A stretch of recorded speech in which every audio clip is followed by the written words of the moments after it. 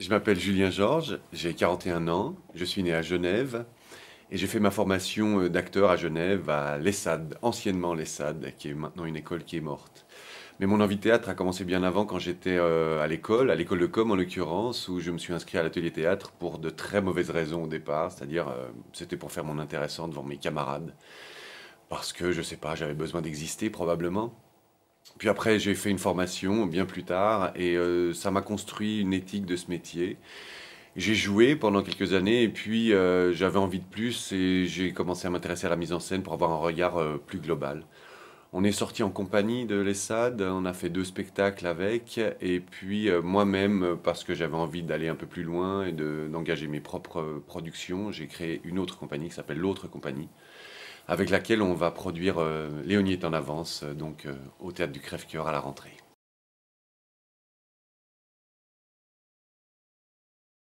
L'histoire est très simple. Léonie va accoucher après seulement 8 mois de mariage.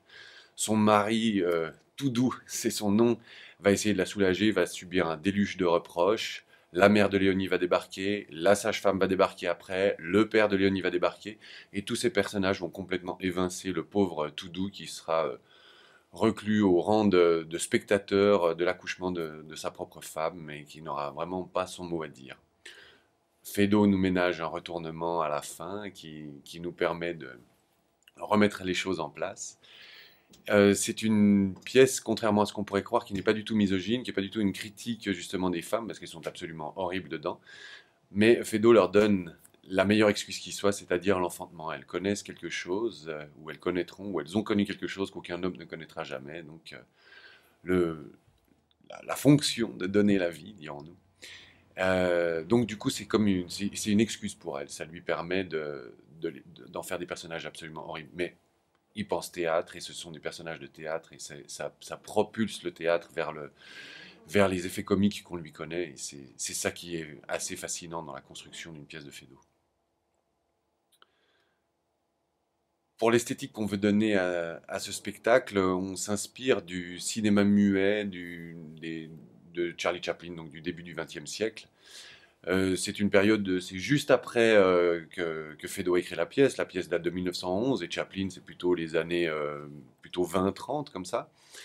Mais disons que ça nous permet de référencer le spectacle, d'en avoir une image forte et puis de le référencer pour le spectateur et d'avoir une référence qui soit, disons, artistique dans l'histoire de l'art, entre guillemets, et pas historique à proprement parler.